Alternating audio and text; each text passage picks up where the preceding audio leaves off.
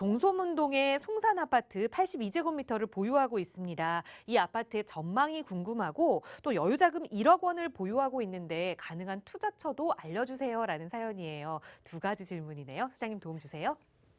네, 동서문 송산 아파트라고 말씀하셨는데 이게 아마 저한테 사연 주신 이유가 딱 있을 것 같아요. 제가 몇 번씩 이 한진하신이나 송산 아파트나 얘기를 했던 것 같습니다. 그래서 아무래도 연락을 주신 것 같은데요. 전망은 뭐 제가 이쪽에 그냥 투자하시는 게 좋을 것 같다 예전에 여러 번 말씀을 드렸던 것 같습니다. 그 이유는 뭐겠습니까? 전망이 좋기 때문에 투자를 하라고 말씀을 드렸던 거겠죠. 여기 송산 아파트가 여기 아래쪽에 있고요. 또 위에 또 한진하신 아파트라고 있습니다. 보면 이 한진하신 아파트가 성북구에서는 가장 대단지 아파트예요. 한 4,500세대 정도 되고요. 그에 반해서 이제 송산 아파트 같은 경우에는 한 350세대 정도 될 겁니다. 세대 수가. 제가 이거를 정확하게 기억하고 있는 이유는 이 아파트를 몇 번 이제 말씀을 드렸기 때문에 그래요. 자, 이렇게 생각을 하고 보면 이제 아무래도 대단지 아파트니까 한진하신 아파트가 훨씬 더 가격이 높을 거다라고 생각하시는 분들이 있는데 그건 이제 현장에 가보시면 직접 가보시면 좀 아시게 될 겁니다.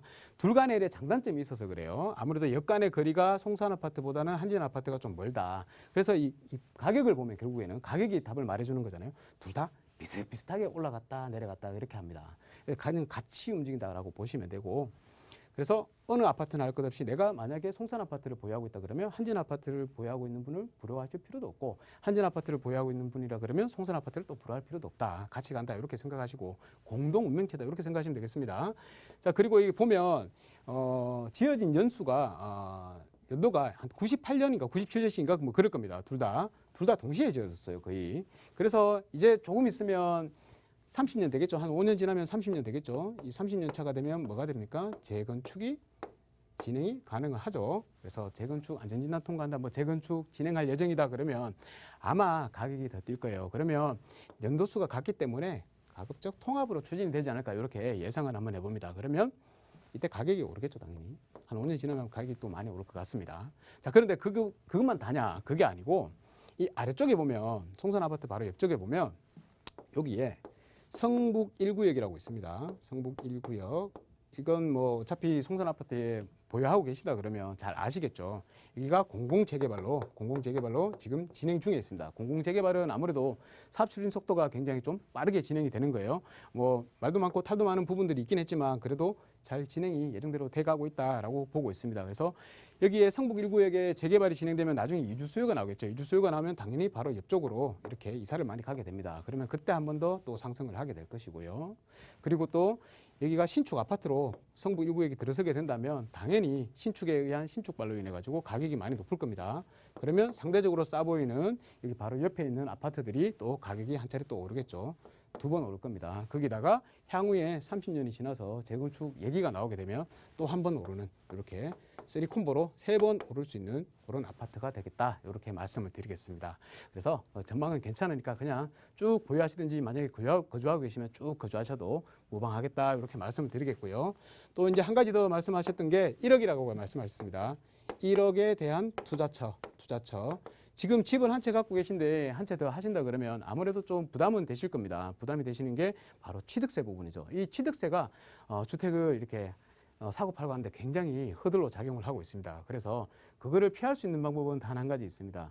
오래 장기적으로 투자할 수 있는데 묵혀둘 수 있는 데다가 투자를 하시되 가급적 신축을 하셔가지고 임대사업자를 내면 85% 감면을 받을 수가 있습니다. 그 혜택을 최대한 활용하시기 바라고요. 아직까지 임대사업자 중에 혜택 중에 남아있는 거 한 가지 더 취득세뿐만이 아니고 거주주택 비과세, 양도시 거주주택 비과세 혜택도 남아있으니까 만약에 송산 아파트를 나중에 처분한다 하더라도 장기적으로 투자했는 1억 투자처가 신축 아파트로 될 재개발 구역이라 그러면 그때는 괜찮겠죠. 그러면 향후에 거주주택 비과세 혜택을 받아서 매도를 하셔도 비과세가 되니까 굉장히 좋은 혜택이 되지 않겠습니까? 그래서 1억으로 투자할 수 있는데 제가 한 군데를 말씀드린다 그러면 그래도 기왕에 전화를 주셨기 때문에 제가 직접 그냥 찾아보세요 하면 너무 매정하잖아요.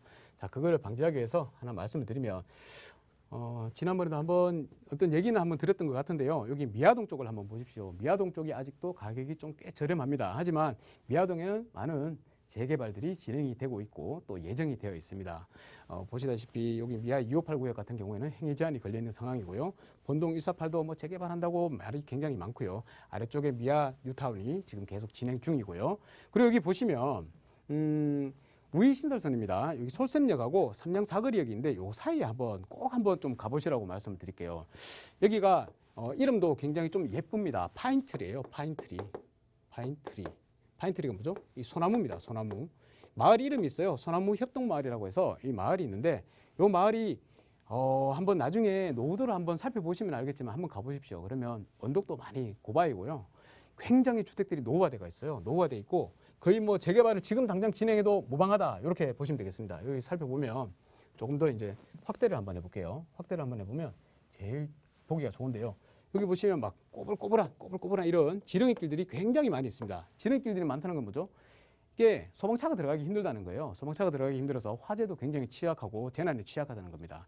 그리고 이 또 좋은 점이 뭐냐면 노후화가 됐는데 이 꼬불꼬불한 길들이 많고 길이 워낙 좁다 보니까 건축 행위가 일어나기 되게 힘들어요. 그래서 건축 행위가 힘들어서 노후도가 계속 유지가 될 것이다. 이렇게 볼 수 있고요.